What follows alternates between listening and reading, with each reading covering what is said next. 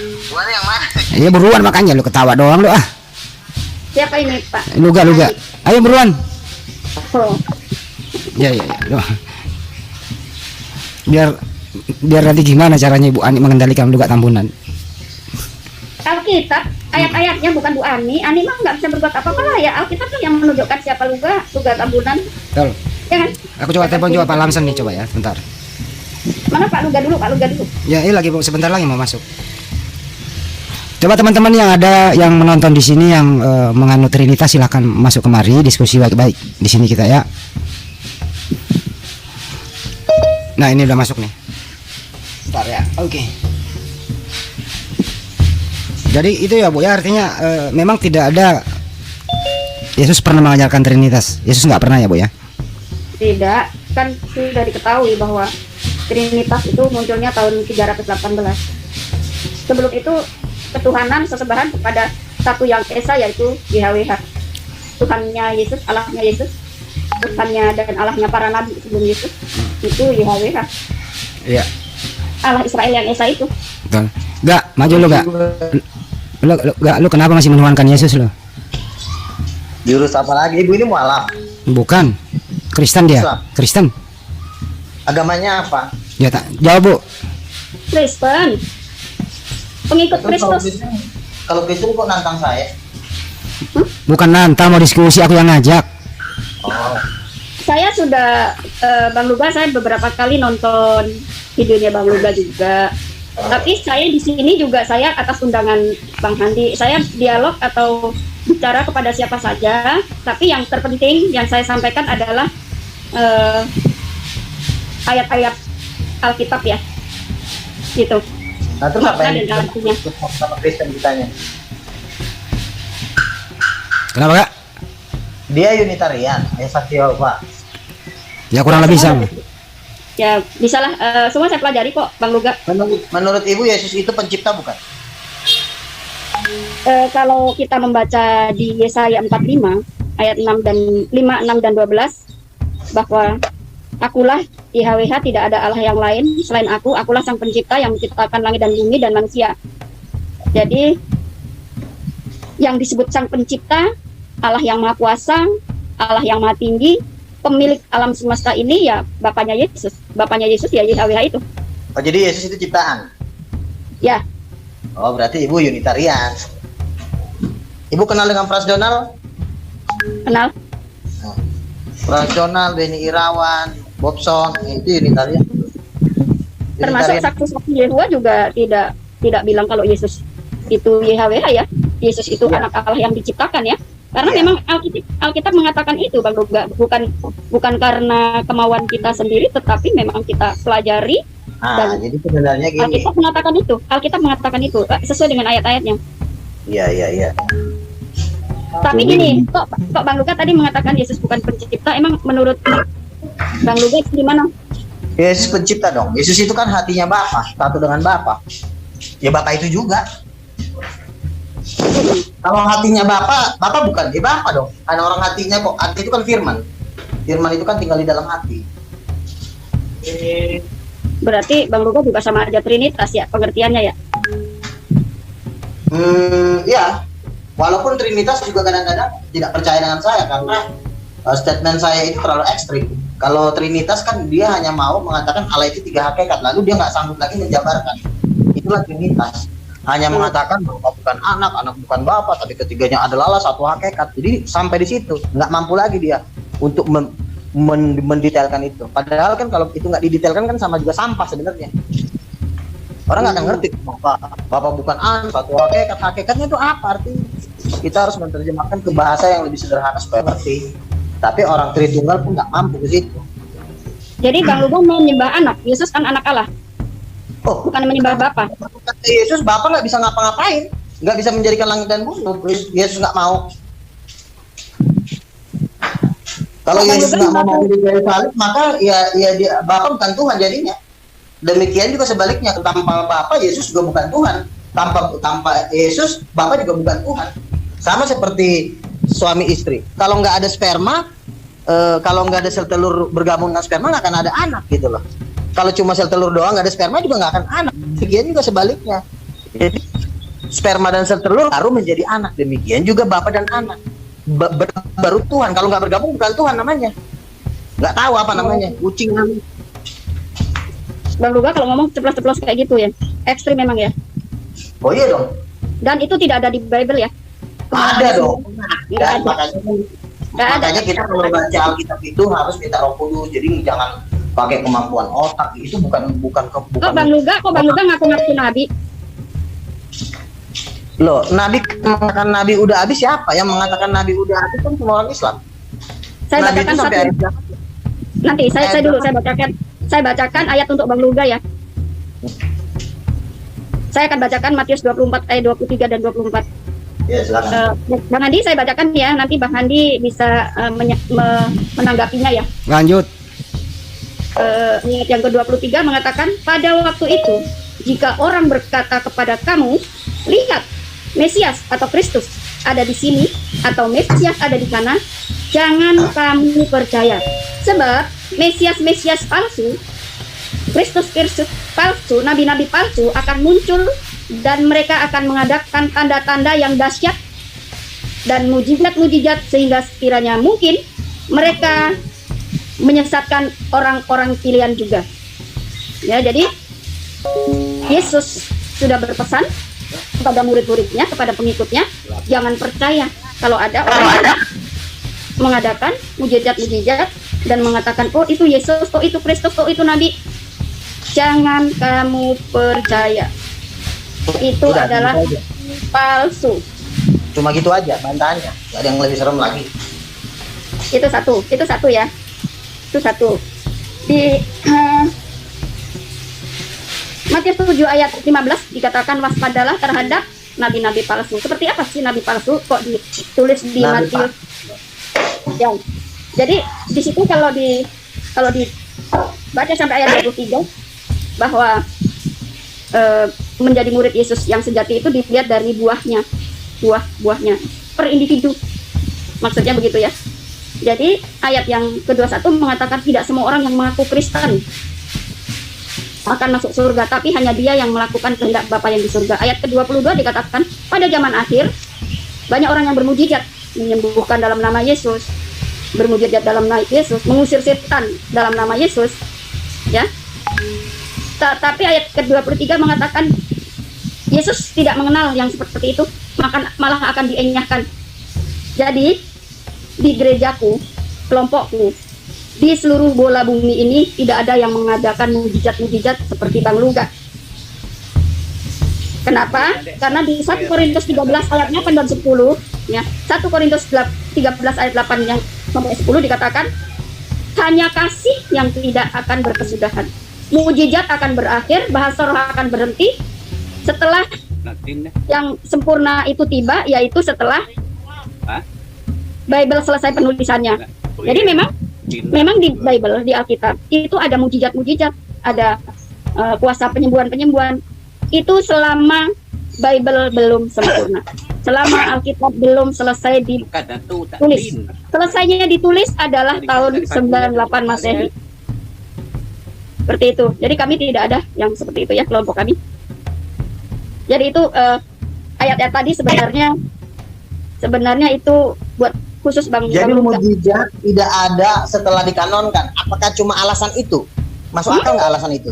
Setelah Alkitab dikanonkan, lalu mujizat nggak ada? Apa cuma alasan itu? Ya itu dikatakan mujizat akan berakhir, nubuat akan berhenti, bahasa roh akan berakhir. Kan sudah jelas toh ayatnya, bukan aku yang mengatakan jadi itu. Berhenti walaupun setan masih berkeliaran. Satu lagi ayatnya, lagi ayatnya di Wahyu 16 ayat 14 ya. Pernyataan-pernyataan itu berasal dari roh-roh jahat dan didengar oleh raja-raja di seluruh bumi. Mujizat-mujizat itu membuat orang banyak mujizat itu agar raja-raja itu berkumpul pada hari perang, hari besar Allah yang Maha Kuasa. Jadi ini saat Yesus datang yang dua kali, justru yang bermujizat-mujizat itu akan dimusnahkan, tidak akan selamatkan. Makanya kami taatin ayat-ayat itu. Kami taatin ayat-ayat itu, Bang Luga. Jadi kalau kami sakit, ya, kami menggunakan para dokter, ahli-ahli dokter. Misalnya sakit kepala ya ke dokter sakit kepala. Kalau sakit perut kami ke dokter sakit perut. Bukan ke dukun ya, Bu? Tetap ke ahlinya ya. Kalau dukun itu semua udah spiritisme itu, penyembah YHWH itu jangan sama sekali berhubungan dengan yang spiritisme. Jadi tidak ada sama sekali itu. Jadi ke ahli, misalnya sakit kepala, ke dokter sakit kepala, tetapi memang berdoa pada Bapak agar Bapak justru berdoanya bukan bermujizat supaya langsung sembuh seketika, ya tidak. Tetap proses Bukan kayak pesulap merah ya Bu ya, bukan ya? nggak ada. Itu zaman pada zaman rasul-rasul sebelum meninggal ya dikasih mujizat-mujizat itu. Tetapi setelah para rasul meninggal dan Alkitab selesai ditulis tahun 98 Masehi, ayat itu diterapkan bahwa yang bermujizat sedikit-sedikit dalam nama Yesus, mengusir setan dalam nama Yesus, bermujizat dalam nama Yesus. Yesus sudah jelas mengatakan, aku tidak mengenal mereka dan akan kuenyahkan. Enyahlah kau di hadapanku. Ya, hai pembuat kejahatan. Dianggap membuat kejahatan karena ngibul. Gitu ya. Nggak bener lu gak? Nggak bener lu gak? Sesuai ayat itu nggak benar. Sesuai ayat itu dong. Dipraktekin dong ayat itu, jangan cuma dibaca.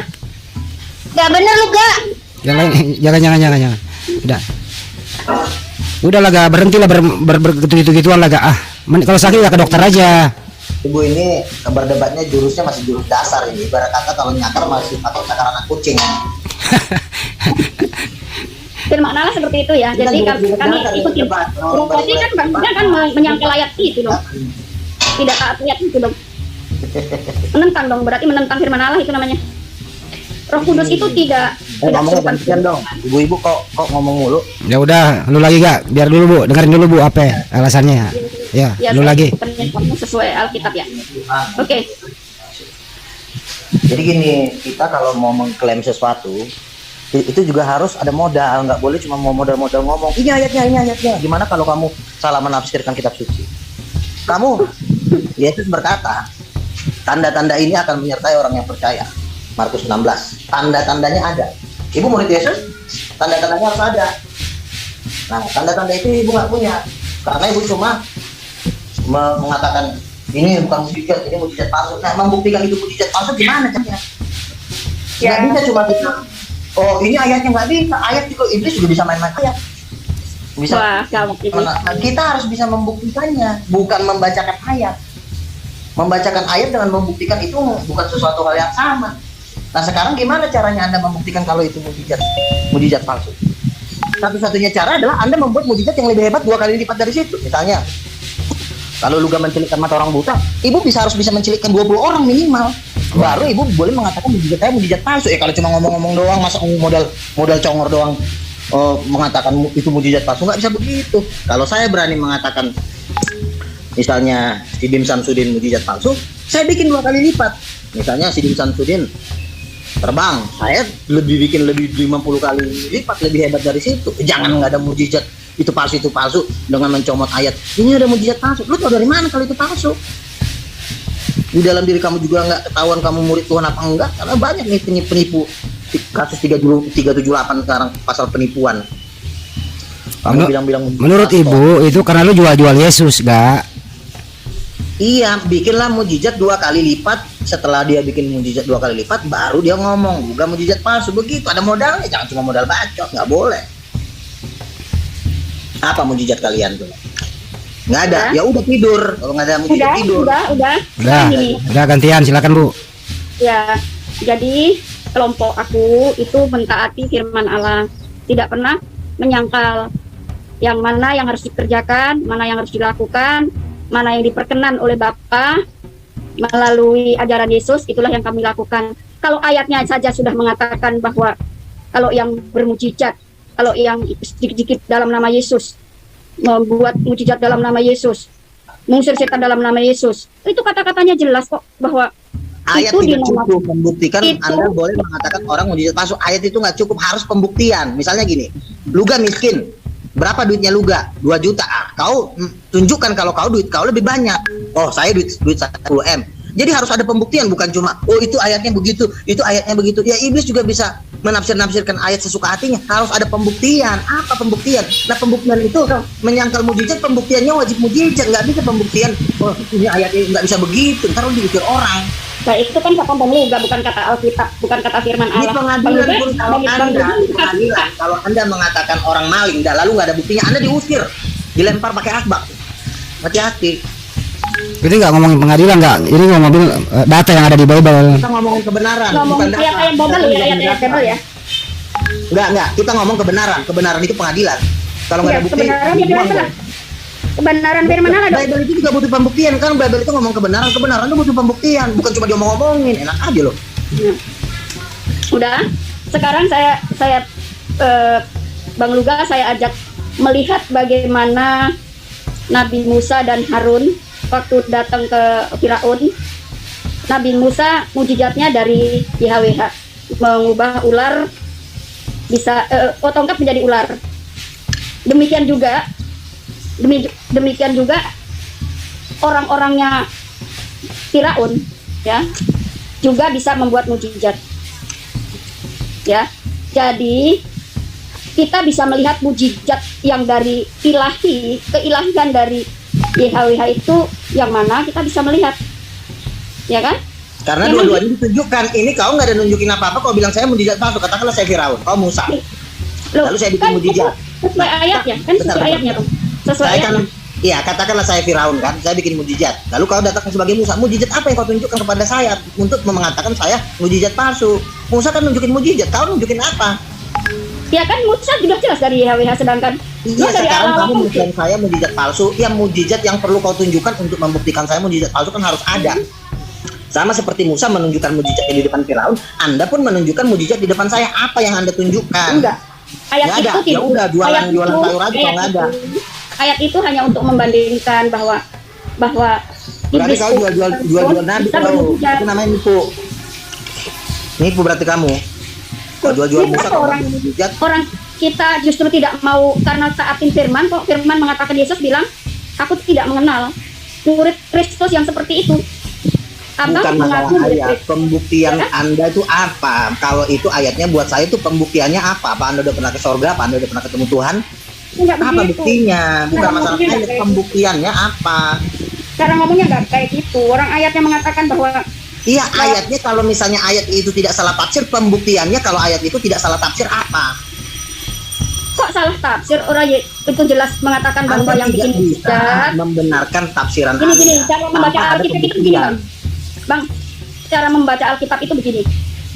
Tulisan itu, ayat itu memberitahu kepada kita, ya kan, bahwa orang yang bermujizat, mengusir setan dalam nama Yesus, dikit-dikit dalam nama Yesus, dikit-dikit dalam nama Yesus. Kata tulisan itu, kata firman itu, kata ayat itu, bahwa yang seperti itu akan dienyahkan sama Yesus, bahkan Yesus tidak mengenal. Makanya dengan membaca ayat itu kita diberitahu, oh berarti yang mungkin mujizat-mujizat, bahkan di Wahyu tadi yang sudah saya bacakan, yang bermujizat-mujizat akan dimusnahkan. Jadi kami mencari perkenan Bapa, melakukan kehendak Bapa yang tidak pakai mujizat-mujizat, karena sudah tidak seperti itu menjadi murid Kristus pada akhir zaman ini. Dan tadi saya sudah bacakan ayatnya di 1 Korintus 13 ayat 13 bahwa bahasa roh akan berakhir, mujizat akan berhenti. Yang tidak berhenti adalah kasih. Hanya kasih yang tidak berkesudahan. Ya, ini Jadi juga kami mana, yang mempraktikkan kasih, Bang. Nah dulu. Jadi kami yang mempraktikkan kasih yang tidak berkesudahan, bukan mempraktikkan yang tidak diperkenan, yang akan dienyahkan, yang tidak dikenal sama Yesus, mujizat-mujizat. Itu kan cara mempraktikkan firman Allah seperti itu, bukan menafsirkan. Tapi ayat itu mengatakan itu kepada kami, maka kami melakukannya yang kasih yang tidak berkesudahan. Ya, saling tolong-menolong, pergi membuat murid itu supaya orang selamat, supaya kenal Yesus, supaya ditebus dosanya, supaya nanti ke Firdaus. Kan begitu, itu kasih. Yang dikehendaki kasih. Ya, seperti itu ya. Nah, Yesus kan berkata, tanda-tanda ini akan menyertai orang yang percaya kepadaku. Ya, mereka akan itu ada sekarang tanda-tanda. ayat itu diterusin. Nah, ayat itu harusnya diterusin.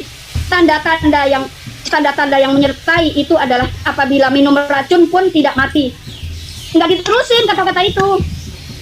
Anda kalau saya lagi bicara jangan Anda potong-potong dulu. Biasa Ya, Anda tidak meneruskan ayatnya sih. Saya meneruskan ayatnya aja. Ya. Udah langsung silakan. Janganlah dulu ke bawah. Di atas aja kalau nggak sanggup, apalagi ke bawah.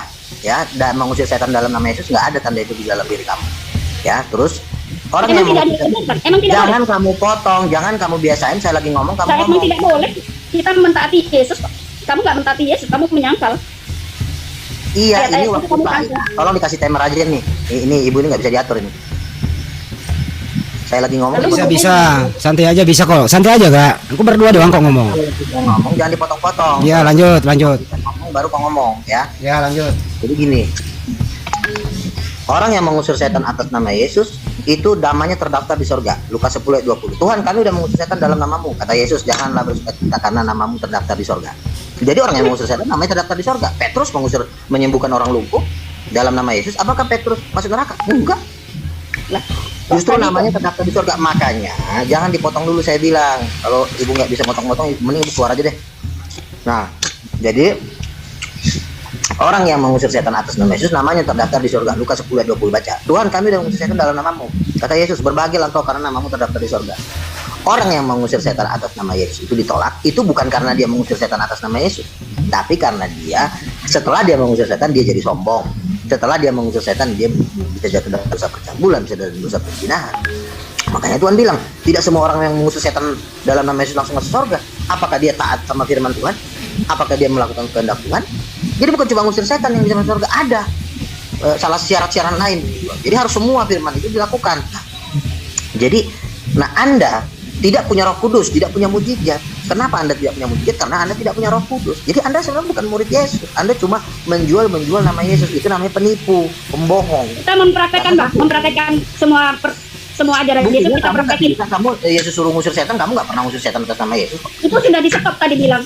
Sudah di stop. Itu perkataan tadi yang saya baca. Alkitab yang bilang, bukan Ibu Ani, bukan. Itu kau itu mesirkan menurut seenak kau itu. Menurut ayatnya. Iya, arti dari itu Ibu Ani, bukan seperti itu. Kau nafsirin secara sesat, kau jatuhnya nipu lagi. Masa nafsiran ayat seperti kamu sih? Setan itu masih banyak, perlu diusir. Kalau besok ibu kesurupan, nggak bisa. saya mengusir setan itu tugas untuk menangkap setan si iblis itu ditugaskan sama Yesus. Manusia nggak mampu, malaikat pun tidak. Nanti Yesus datang yang kedua kali itu nangkep. Jadi kalau misalnya anak ibu besok kesurupan gimana? Kalau kita itu dekat sama Yesus, dekat sama YHWH, kita sudah menyembah satu-satunya Allah yang benar, yaitu Bapa, yang Bapa itu punya Yahweh. Tidak ada yang kesurupan. Tidak ada yang kesurupan. Dengerin dulu gak gantian gak? Gak dengerin dulu ibunya gantian dong. Silakan Bu. Ya, kalau sudah menyembah satu-satunya Allah yang benar, yang ngutus Yesus, yaitu Bapa, dan Bapa itu adalah YHWH, tidak ada yang kesurupan. Karena di Yakobus 4 ayat 7 mengatakan, bagaimana caranya supaya setan si iblis itu jauh dari kita? Kita dekat. YHWH mengundang, mendekatlah kepadaku, maka setan akan lari dari kamu. Bisa ngusir nggak? Jadi kami tidak ada yang kesurupan. Sejarah kelompok saya di seluruh dunia nggak ada yang kesurupan. Misalnya besok ada temannya si Handi kesurupan, ibu bisa ngusir nggak? Apa gimana tadi ulang lagi? Misalnya temannya si Handi kesurupan di Jawa Timur, nah ibu bisa saya panggil nggak? Ya aku di sibuk, bukan kalian aku di sibuk. Bahwa saya tidak, di kelompok saya di seluruh bumi tidak melakukan mujizat, tidak mengusir setan. Tidak. Enggak, tidak. Ada teman saya kesurupan. Karena tidak akan dikenal oleh Yesus. Kita tidak mau. Iya, bukan temannya ibu, bukan grupnya ibu Saksi Yehova yang indah itu, bukan. Ada nih teman saya kesurupan. Ibu bisa ngusir nggak? Saya undang ibu. Loh kan, nih saya ngomong sama Bang Luga, udah dibilang kami prakteknya nggak seperti itu, jadi murid Yesus prakteknya nggak kayak. Oh, jadi kalau ada besok orang kesurupan, ibunya nggak mampu ngusir? Loh, memang kita tidak ditugaskan untuk mengusir-ngusir. Bilang aja nggak mampu, saya nggak mampu Bang Luga, itu ngomongnya. Memang jujur. Tidak boleh. Memang jadi kalau ada orang kesurupan nggak boleh diusir, harus dipeluk-peluk ya, gitu. Urusannya dia tinggal, kalau dia misalnya Muslim ya ada doanya. Misalnya membaca surat kursi misalnya nggak harus panggil Pak Luka. Kalau misalnya ada yang Muslim kesurupan, kebetulan teman-teman Muslimnya nggak ada, yang ada cuma ibu saya panggil, bisa nggak ngusir setannya? Lah itu sih omong kosong. Muslim di seluruh dunia ada, doa-doanya juga ada. Nggak usah ngomongin saya, nggak usah misal, udah dijelaskan. Gini, udah saya jelaskan bahwa kelompok saya, Kristen saya di seluruh bumi ini sebagai penyembah YHWH, sebagai murid Yesus yang sejati, tidak mempraktekkan mujizat. Ibu nggak gunanya dong, mending dikarungin aja. tidak melakukan mujizat-mujizat sesuai dengan ayat Dia kalau nggak Matius punya 7. mujizat, mending ibu jual sayur di pasar aja, ibu jualan. Orang kita Ini butuh aja mengusir setan, ngomong, banyak orang keluar. Nah, mujizat-mujizat malah nanti akan dimusnahkan sama Yesus. Yang lagian Bang Luga juga nggak paham betul ternyata isi Bible Oh, seperti jadi kalau apa. mengusir setan dimusnahkan sama Yesus, berarti kalau mencipok setan disayang sama Yesus gitu ya? Pokoknya yang berhubungan dengan setan itu tidak ada hubungannya dengan ketuhanan. Jadi kalau mau bertuhan, Oh, itu jadi harus kalau jauh kita dari mengusir spiritisme. setan masuk neraka, kalau kita memeluk setan masuk surga gitu. Waduh, kok ngomongnya kok kayak gitu, Bang Luga? Udah Kan jelas ibu kalau bilang kalau mengusir setan dienyahkan sama Yesus. Ini kok ngomongin Mengusir setan sih? Diusir sama Yesus. Kan kata ibu ini mengusir setan itu akan, kalau kita ngusir setan nanti kita akan dibunuh sama Yesus ya, daripada dibunuh sama Yesus mending kita meluk setan. Apa hubungannya sih ngusir Karena setan? setan dibunuh sama Yesus. Setan itu nggak perlu diusir, dia akan pergi sendiri kalau kamu berhenti menuhankan Yesus. ya kalau Itu intinya. Di Bogor aja. kan tadi sebenarnya udah saya jawab loh di Yakobus 4 ayat 7 kan mengatakan itu undangan dari Allah. Mendekatlah Bukan kepada masalah mendekat, orangnya kalau misalnya dia belum tahu nih, tiba-tiba dia kesurupan, saya panggil Ibu Ani, Ibu bisa ngusir setan nggak? udah dibilangin kelompok aku nggak ada mujizat ngusir Berarti nggak bisa, setan. berarti Ibu udah jual saya Ya, aja lah, memang. udah lah. Ya, Itu nggak bisa. Saya ya mentaati yang udah, pasti. kalau nggak bisa Yang ngusir setan pasti. berarti Ibu cocoknya berkawan sama setan, orang ngusir setan nggak bisa.